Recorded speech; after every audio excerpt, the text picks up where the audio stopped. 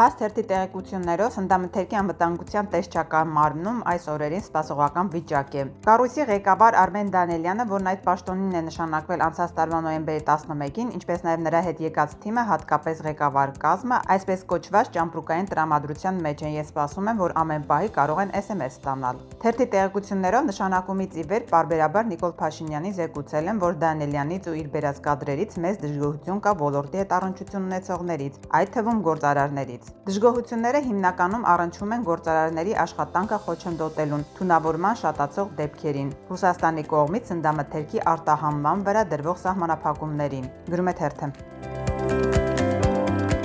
Հրապարակ թերթը գրում է. չնայած ՔՊԱ-ական որոշ պատգամավորներ հրապարակային քննադատել են Անդրանիկ Քոչարյանի պահվածքը, սակայն թերթի տեղեկություններով խմբակցությունում հարցը չի քննարկվել։ Հավանաբար սպասում են Փաշինյանի որոշմանը, որ հասկանան էթիկայի հանձնաժողով ստեղծում են, թե ոչ։ Եթե հանձնաժողով ստեղծելու որոշում կայացվի, ապա Քոչարյանի կողմնակիցներն առաջարկելու են քննության առարկա դարձնել իրենց վարքով աչքի ընկած բոլոր պատգամավորներին։ Օրինակ Ալեն Սիմոնյանի թքելու, Քոչարյանին քննադատող Քրիստինե Պողոսյանի ընդդիմադիր լրագրողի հեռախոսը խլելու և վիրավորելու պատմությունները, Արթուր Հովհաննիսյանի Էդգար Ղազարյանին ուղղված ականջ կտրելու սպառնալիքները, գրում է թերթը։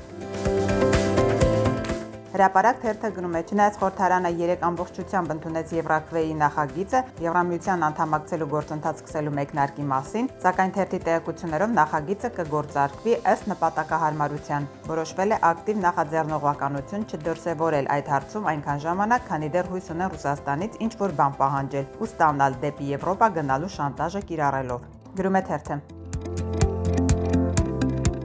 Հրապարակ թերթը գրում է. իրավապահ համակարգի թերթի աղբյուրները տեղեկացնում են, թե ինչ է սպասվում Հովիկ Աղազարյանին և Տարոն Մարգարյանին, որոնց խորհրդարանն այսօր կզրկի պատգամավորական անձեռնմխելիությունից, բավարարելով գլխավոր դատախազ Աննա Վարդապետյանի միջնորդությունը։ Որքան էլ զարմանալի է, Փաշինյանի գրպանային իրավապահներն ավելի խիստ պատիժ են նախատեսել երբեմնի ԿՊԱ-ական Աղազարյանի նկատմամբ։ Որոշել են նրա նկատմամբ քրեական վարույթի ընթացքում տնային կալանքի որոշում կայացնել, որպեսզի մեկուսացնեն Աղազարյանին, զրկեն խոսելու և ազգային ժողովի նիստերի մասնակցելու հնարավորությունից։ Իսկ Երևանի նախկին քաղաքապետ ՀՀԿ-ական Տարոն Մարգարյանի դեպքում հավանաբար կկիրառվի վարչական վերահսկողություն, գրում է թերթը։